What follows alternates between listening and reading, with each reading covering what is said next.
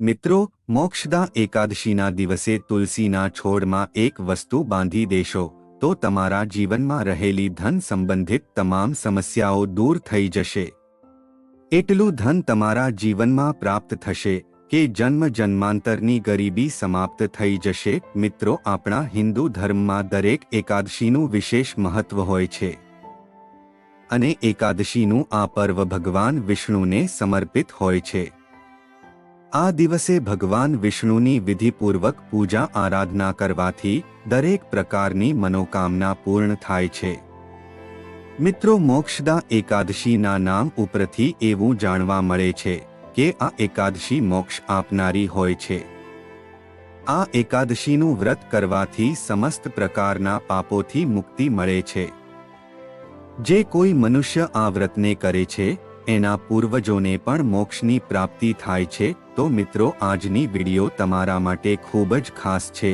મિત્રો, 11 ડિસેમ્બરે એટલે કે આજના દિવસે તુલસી માતાથી જોડાયેલો ઉપાય તમારે જરૂર કરવો જોઈએ. મોક્ષદા એકાદશીના દિવસે તુલસીના છોડમાં જો તમે આ એક વસ્તુ બાંધી દેશો તો તમારી દરેક મનોકામના પૂરી થશે અને માતા લક્ષ્મી અને ભગવાન શ્રી હરિ વિષ્ણુના આશીર્વાદથી આખું વર્ષ તમારા ઘરમાં ધનની વર્ષા થતી રહેશે. મિત્રો, મોક્ષદા એકાદશીનું વિશેષ મહત્વ હોય છે અને મોક્ષદા એકાદશીનું આ પર્વ ખૂબ જ ચમત્કારિક અને શુભ માનવામાં આવે છે. આ પવિત્ર દિવસે જો કોઈ પણ ઉપાય કરવામાં આવે અને કોઈ પણ કાર્ય કરવામાં આવે તો તેમાં ખાસ લાભ પ્રાપ્ત થાય છે. મિત્રો, આજની વિડીયોમાં આગળ વધતા પહેલા તમને વિનંતી છે કે આજની વિડીયોને અંત સુધી જરૂરથી જોજો અને વિડીયોને લાઇક શેર કરી અમારી ચેનલને સબસ્ક્રાઇબ પણ જરૂરથી કરી દેજો. અને જો તમે પણ ઈચ્છો છો કે માતા લક્ષ્મીના આશીર્વાદ સદાય તમારા પર બન્યા રહે તો કોમેન્ટ બોક્સમાં સાચી શ્રદ્ધાથી જય માં લક્ષ્મી તથા જય શ્રી હરિ વિષ્ણુ ભગવાન જરૂર લખી દેજો. મિત્રો, મોક્ષદા એકાદશીના દિવસે જો તમે ઉપાય યોગ્ય મુહૂર્તમાં અને યોગ્ય રીતે કરી દેશો તો માતા લક્ષ્મીજીના આશીર્વાદથી તમારા જીવનમાં ગમે તેટલું મોટું દુઃખ હશે તો પણ તેનાથી તમને મુક્તિ મળી જશે અને તમારી દરેક મનોકામનાઓ પૂરી થશે.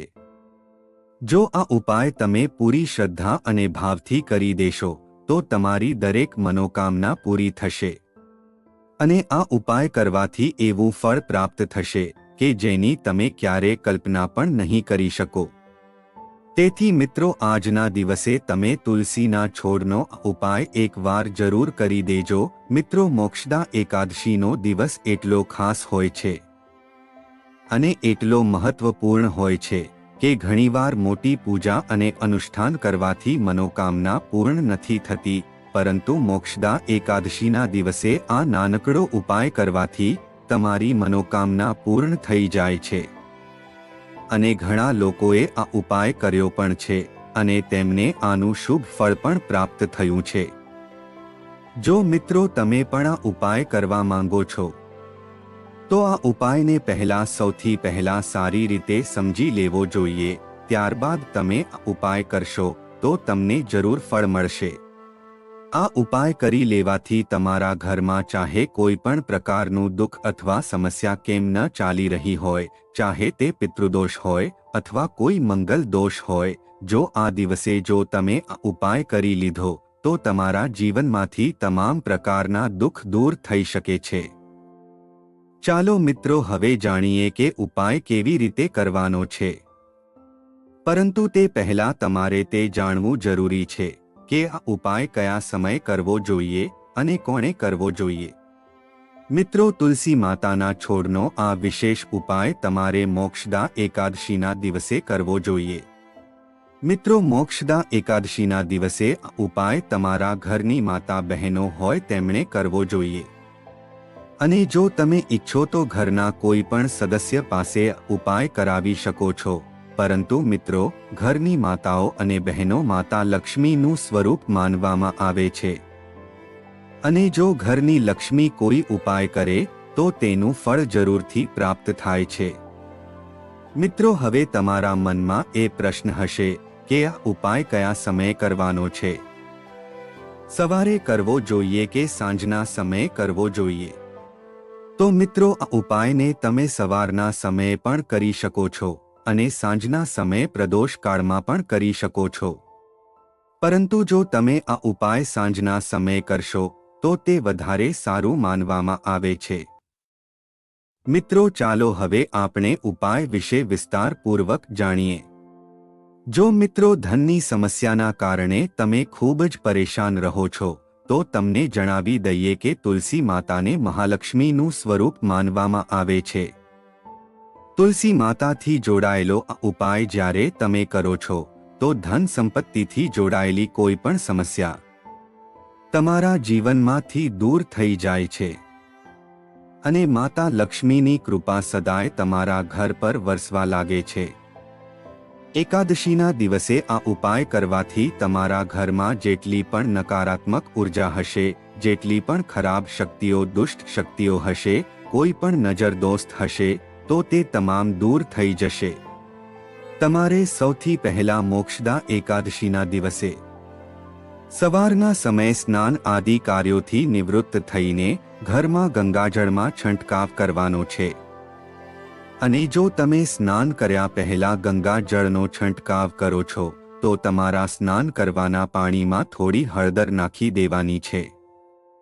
અને પછી જો તમે હળદરવાળા પાણીથી સ્નાન કરી લેશો તો તમારું ભાગ્ય રાતોરાત બદલાઈ શકે છે અને તમારા ઘરમાં જેટલી પણ નેગેટિવ ઉર્જા હોય છે તે ગંગાજળના છંટકાવથી દૂર થઈ જાય છે.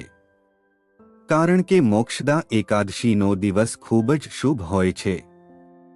આ દિવસે જો તમે આ ઉપાય કરી લીધો તો સમજી લેજો કે તમારું ભાગ્ય ચમકી જવાનું છે. કારણ કે હળદર જે હોય છે તે ગુરુ ગ્રહને મજબૂત કરે છે અને સાથે જ ભગવાન વિષ્ણુ પણ ખૂબ જ જલ્દી પ્રસન્ન થાય છે. મિત્રો, હવે આપણે જાણી લઈએ કે તુલસીના છોડમાં એવી કઈ ચીજ રાખવાની છે જેનાથી તમારા ઘરમાં ધનની વર્ષા થશે. મિત્રો, જ્યાં ભગવાન શ્રી હરિ વિષ્ણુ હોય છે ત્યાં ધનની દેવી માતા લક્ષ્મી આપોઆપ જ આવી જાય છે. અને તુલસી માતાથી જોડાયેલો કોઈ પણ ઉપાય જ્યારે તમે કરો છો તમારે સમજી લેવું જોઈએ કે ભગવાન શ્રી વિષ્ણુ પણ તમારા પર પ્રસન્ન થઈ જાય છે.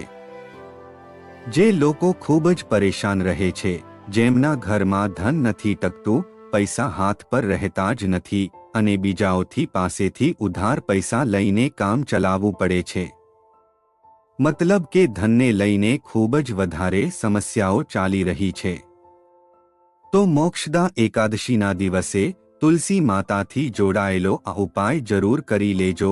મિત્રો, મોક્ષદા એકાદશીના દિવસે તમારે એક લાલ રંગનો દોરો લઈ લેવાનો છે અને સાથે જ થોડી હળદર લઈ લેવાની છે.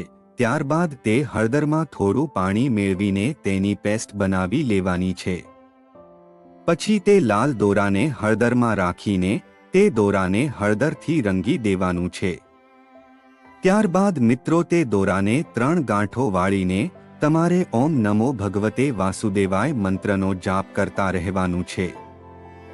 ત્યારબાદ મિત્રો, હળદરથી રંગેલા તે દોરાને તમારે તુલસીના છોડ નીચે બાંધી દેવાનો છે.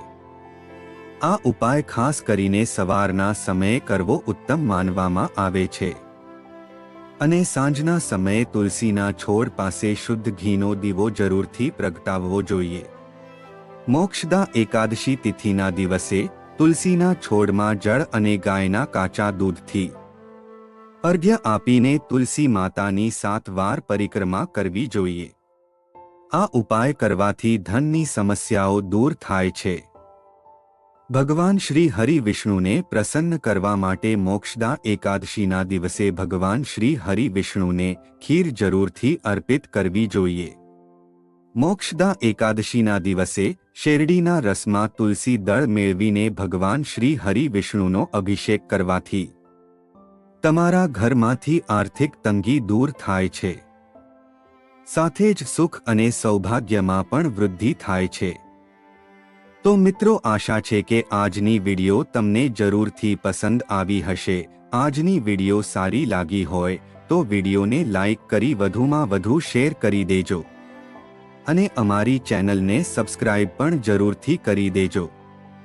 જય શ્રી કૃષ્ણ। હર હર મહાદેવ। જય માં લક્ષ્મી।